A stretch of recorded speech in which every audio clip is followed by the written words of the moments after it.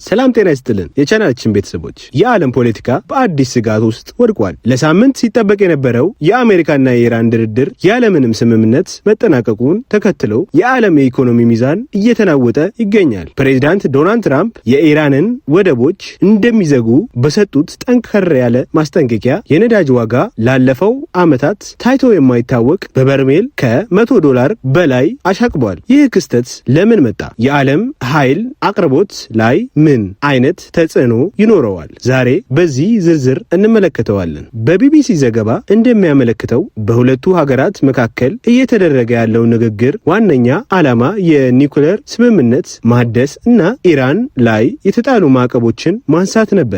ሆኖም ግን የደህንነት ዋስትና ሁለቱም ወገኖች የማይቀየሩ ቅድመ ሁኔታዎች አስቀምጠዋል። በሁለቱም ሀያላን መካከል ያለው የቆየ ቂም እና ጥርጣሬ ለስምምነቱ እንቅፋት ሆኗል። ለድርድር በተቀመጡ ጊዜ ዓለም ይስማማሉ ብላ ጠብቃ ነበር። ነገር ግን ያለምንም ስምምነት ተጠናቋል። ድርድሩ እንደተቋረጠ ፕሬዝዳንት ትራምፕ በሰጡት መግለጫ ኢራን ዓለም አቀፍ ደህንነትን የምታውክ ከሆነ ወደቦቿን ሙሉ በሙሉ በመዝጋት የነዳጅ ሽያጯን ወደ ዜሮ እንደሚለውጡት ዝተዋል። ይህ ዛቻ በተለይ የሆርሙዝ ሰርጥ ስትሬት ኦፍ ሆርሙዝ ስጋት ውስጥ ከቶታል። ይህ ጠባብ የባህር መስመር በዓለም ላይ ካለው በድፍድፍ ነዳጅ አቅርቦት ውስጥ 20 በመቶ የሚሆነውን የሚያልፍበት ወሳኝ መስመር ነው። እነዚህ አካባቢ የሚፈጠረው ማንኛውም ጸጥታ መታወክ ቀጥታ ትርጉም የኢነርጂ ጦርነት ማለት ነው። የገበያ ባለሙያዎች የትራምፕን ንግግር ተከትሎ ከፍተኛ ድንጋጤ ውስጥ ገብተዋል።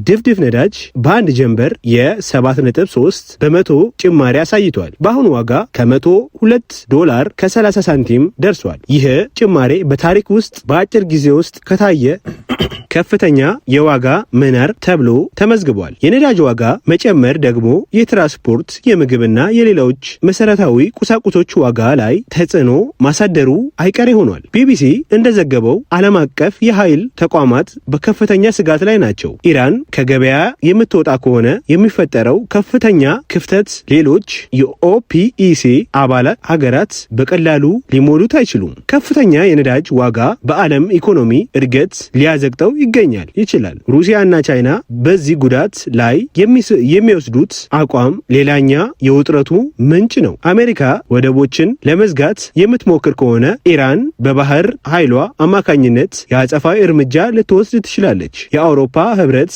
ሀገራትም በሁለቱ ወገኖች መካከል ሆኖ ለመታረቅ ዳግም ጥረት ሊያደርጉ ይችላሉ። ሀገራት በነዳጅ ላይ ያላቸው ጥገኝነት ለመቀነስ ወደ ታዳሽ ኃይል የሚያደርጉት ሽግሽግ ሊያፋጥኑ ይችላሉ። ኢራንና አሜሪካ ፍጥጫ ከሁለቱ ሀገራት አልፎ ለሁሉም የዕለት ተዕለት ኑሮ መነካት ጀምሯል። በበርሜል $102 የገባው ነዳጅ በቀጣይ ቀናት ወደ የት እንደሚያመራ መገመት አዳጋች ሆኗል። ፕሬዝዳንት ትራምፕ ዛቻቸውን ወደ ተግባር ይለውጡት ይሆን ወይስ አዲስ የድርድር መንገድ ይከፍታል የሚለው ጥያቄ በዓለም ትኩረትን ስቦ ይገኛል። እናንተስ ምን ትላላችሁ? ቀጣይ በሌላ ዝርዝር መረጃ እስከምንገናኝ ቻናላችንን ላይክ፣ ሼር፣ ሰብስክራይብ በማድረግ ቤተሰብ ይሁኑ። ስላዳመጣችሁን እናመሰግናለን።